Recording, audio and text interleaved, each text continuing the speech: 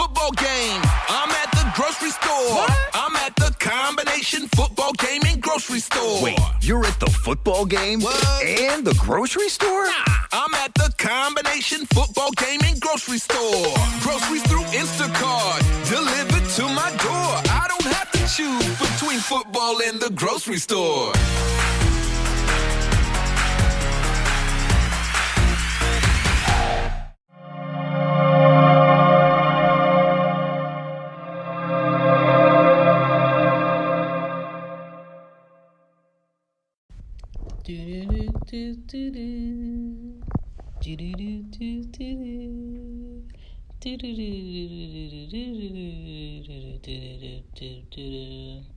What up? This is Shan. Welcome to Cozy Moon Podcast, where we talk about kids, birth, things, surviving our children. So you don't really have to have kids to listen, but anything doing to do with those things we talk about. So this is episode 20. Today we're going to talk about kids' feelings and tempers, because that is real. They are little humans and they have feelings, and we have to nip their feelings in the bud at the beginning so they can grow into full balance adults. Okay? All right.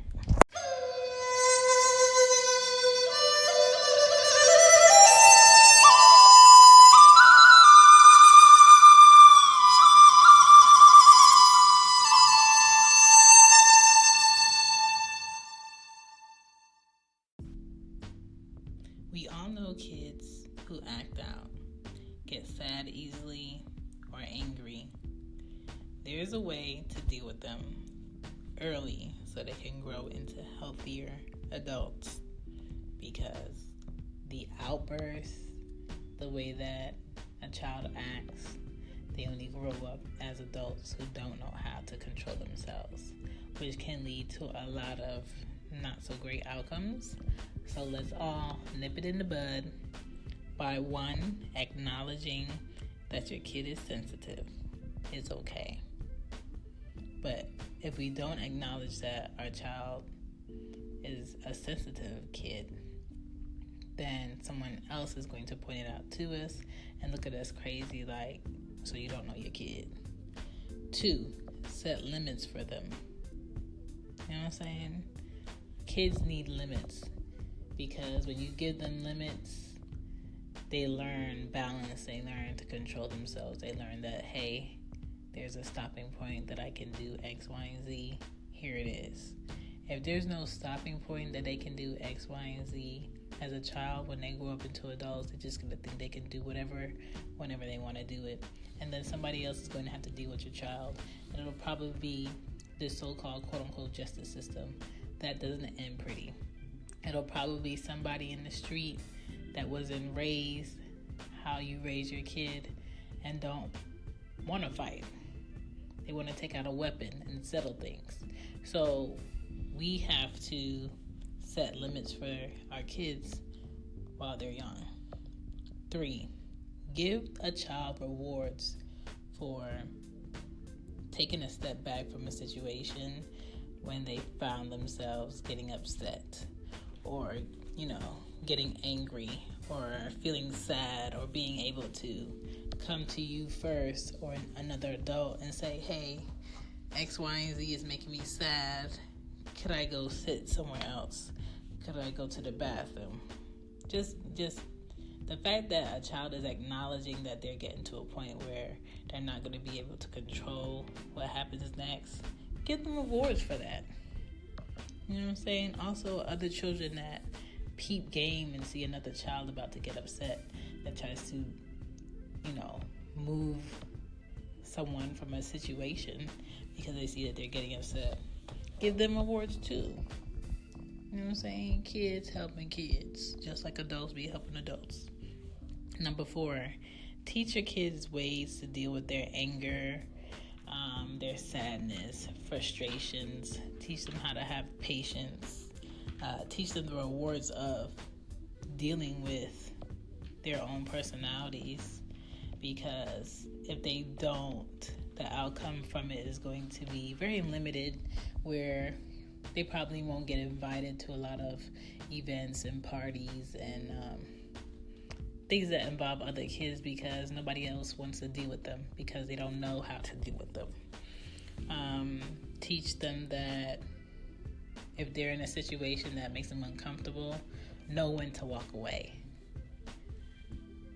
If they can't get that themselves, it's our adults, as their parents, grandmothers, grandfathers, fathers, cousins, whoever is an adult in the situation, to let them know that that's an option. 5, teach others how to handle a situation. So if you know how to handle your son or your daughter because they get angry really easy, let the teacher know, or the neighbor know, or their aunt, their uncle, their cousin know that, hey,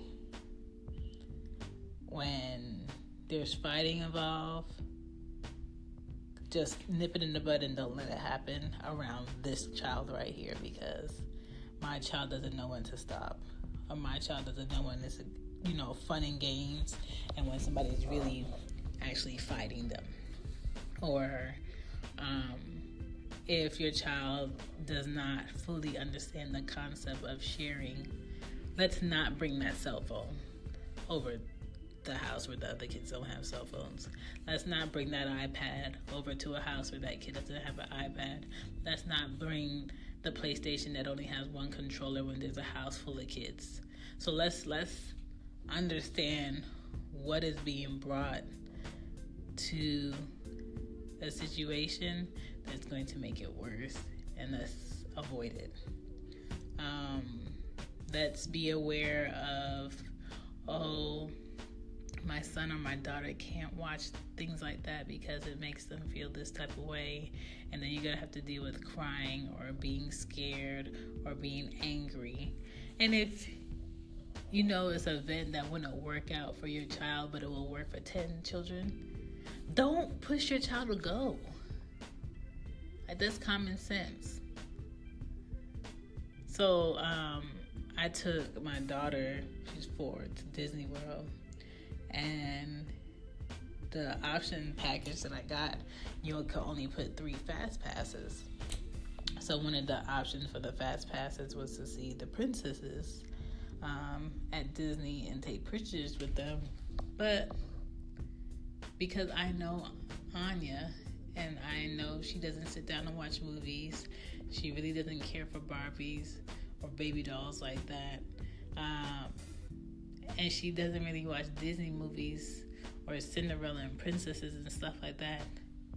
She don't care about taking no pictures with no princesses. She want to see Mickey Mouse, Pluto, Goofy, Minnie Mouse. Those are the characters she cares about. So I was going with a friend of mine, and her daughter likes the princesses and stuff. So I just took it as, okay, if y'all gotta go to that, then I'll just find something else around that area to do a fast pass for.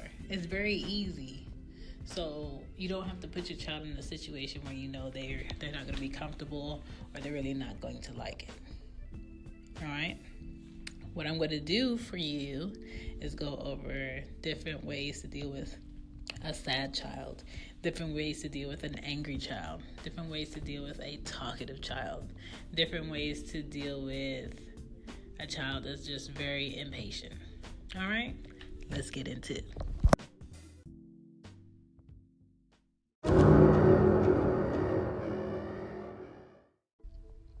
Sensitive kid.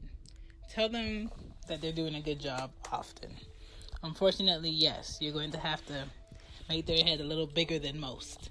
Allow them to take breaks in between activities involving other kids, activities that are much more tedious for them. Allow them to take breaks so they can come back at more of a calm.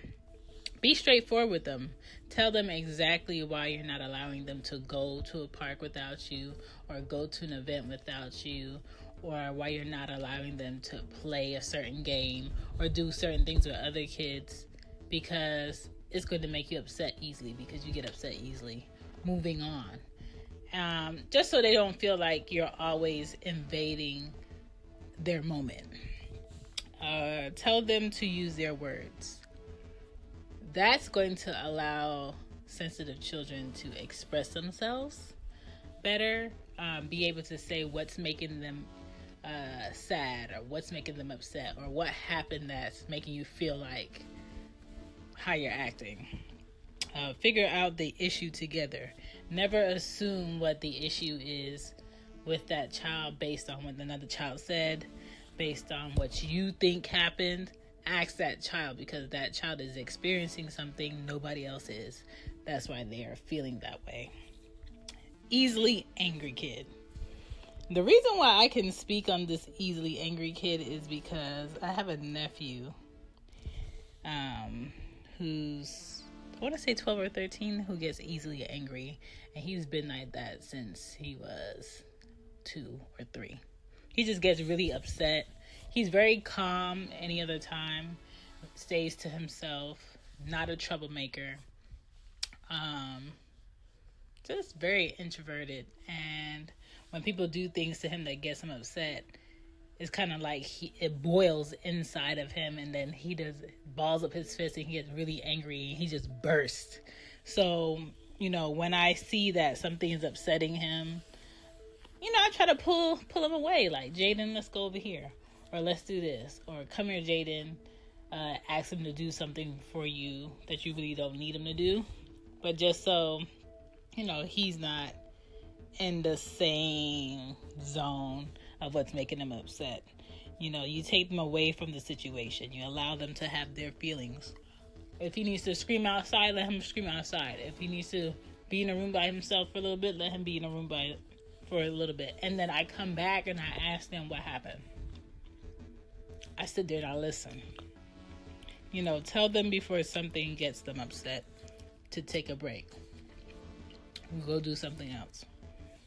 Pause, listen to music, change the subject, ask them to take a ride with you somewhere, let them write, let them do a different activity, draw, or come, let's eat, let's go get something to eat.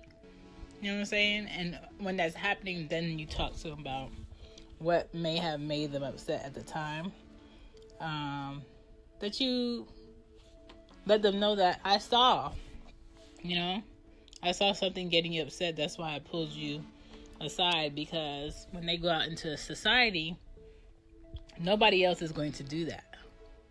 Nobody else is really going to have the patience to take them aside, whether it's a teacher, policeman, another kid their age that doesn't know where that rage is coming from. They're not going to know. I mean, it's not their job to know, but sometimes it is, depending on who they are. But that starts at home. That starts with your family recognizing it. The hyper kid, burn them out. Take them to the park. Give them constant spontaneous activities to do. Park play, no candy, no soda. Give them simple options on what they can do. Don't make it complicated. Talk to them about different subjects. Take them on outside walks around the block. Do all this before the drugs. And when I say before the drugs, I mean before the drugs that, doctors want to prescribe for kids who have a lot of energy. Look at their diet. You know what I'm saying? What are you feeding them that may be contributing to them being super active all the time and not being able to sit still and focus on something? Focus on that. All right? Easily bored kids. Find things that keep their attention. If your kid is easily persuaded to do things, chances are they might not be bored. If you could bring about a new subject, something interesting. Find out what they're into. Act like you're interested. Unfortunately, I'm sorry, you have to hear them talk about something you don't care about. Keep them busy. Don't do any routine things. Don't do anything they're going to expect that you're going to do that day at that moment. Allow them to help you with things like cooking, cleaning, moving around furniture, building things, creating things, painting, Pay attention to what they like also, and try to feed into that. Take them to like Hobby Lobby. Take them to like Michael's. Like, I love taking my kids there. Create a box full of ideas. So you could get like a plastic bin that's see-through. On square pieces of paper, write different activities that can be done, and then basically fold it or ball it up and put it in a jar. And if you see that, your kids are getting crazy in the house, nobody's at a calm, there's a lot of chaos going on, have a moment where everybody reach into that bucket or that box or whatever and pick out an activity and do it. You know what I'm saying? That's going to help you be spontaneous if you're not really a spontaneous person. I don't know how else to teach spontaneousness other than just going for it, getting into the moment. And I think all kids cannot be taught the same, meaning all kids do not play the same, all kids do not have the same energy, and you just really got to focus on what your kid likes and what your kid wants to do, and I think they'll be fine.